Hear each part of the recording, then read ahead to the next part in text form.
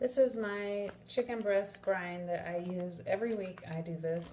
First I get a large Ziploc bag and I add my dry ingredients first. I use sea salt. I don't measure anything. I just put a good amount in there. Lemon pepper.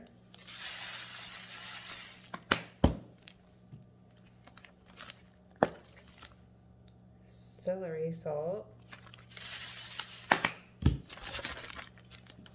Most brines are salty, so I have this little paprika, which looks like a lot. It doesn't really matter and then I use thyme. It doesn't really matter how much you put in because this is just the brine, and it's going to have then the liquid ingredients, lemon juice. You could squeeze fresh lemons, but I'm a shortcut kind of girl. Soy sauce.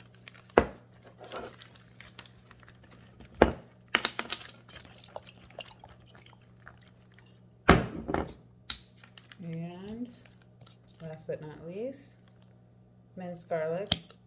I have the squeeze kind. I usually buy a big jar, but since we're getting ready to make our big move, I didn't want to buy as much garlic. But we use a lot of garlic in everything we eat. So I'm going to mush this together like this. Just mix it with my hand. Once I get it all mixed, I'm going to add a little bit of water to it. Just after adding just a little water, just so it's a nice liquidy brine. And now I'm going to add the chicken breast.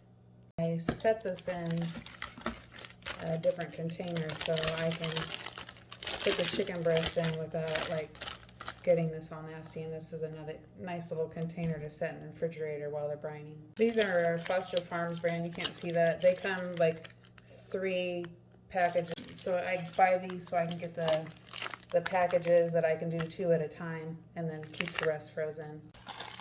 So now that I've got the package open, I'm very carefully, there's 1 and there's 2.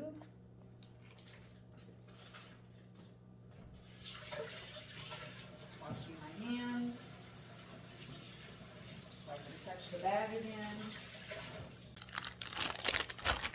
So as you can see, this is not quite covered, the chicken breast. So what I'm going to do is I'm just going to add a touch more water just to cover them.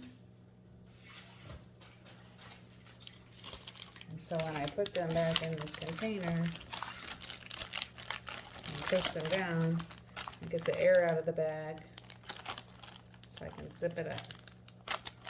I'll make the other video so you can see how I prepare them for the oven. Okay, I'm home now and I preheated the oven to 425 and I lined a baking sheet with aluminum foil because it's easier to clean up. I'm spraying it with some pan. And I pulled the chicken breast that I had brined in the refrigerator since I left work for work, and now I'm home from work and I'm going to get this out of the way. I have a little plate. I only have 2 breasts, so I got a little plate, and I put a bunch of paper towels on it because I'm going to just pull these chicken breasts right out of the brine and lay them down on the plate. I usually do this by the sink, but this works better for camera reasons, so I'm not slopping on the counter, but cleanup is not too hard. So now that I have them out, I'm going to take these other paper towels and I'm going to pat them dry. Get as much as the moisture off of them.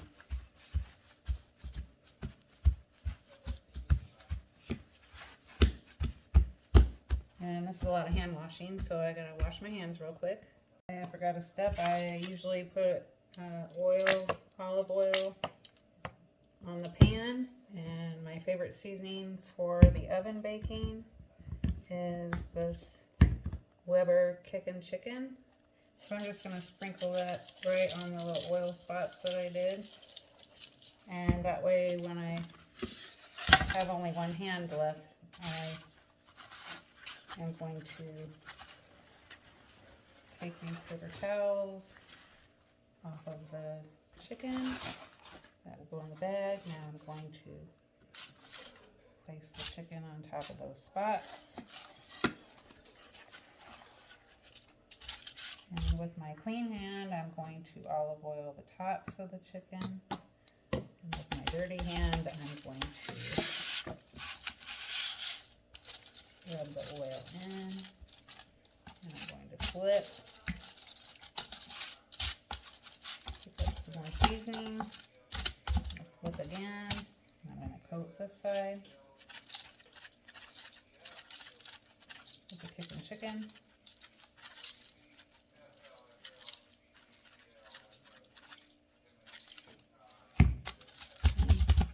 Coat them. I'm going to get all the sides. So if you don't like spicy food, you might not like this kicking chicken, but it really does make it taste good. And it's not so spicy when you go to eat it. Anyhow, I have my chicken fully coated on both sides, and I'm going to put it in my preheated oven for about 10 minutes. Then I'm going to pull it out, and I'm going to flip them with some tongs, and I'm going to put them back in the oven for 8 to 10 minutes. I'm just going to check them and temp them. So when they get to temperature, I'm going to just take them out and leave them set till they're ready to eat. And I'll show you the finished product when they're done.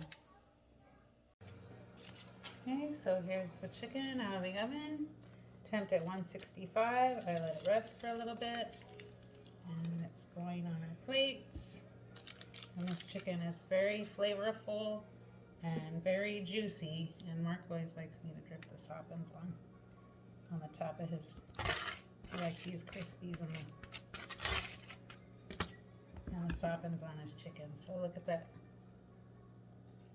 perfect meal.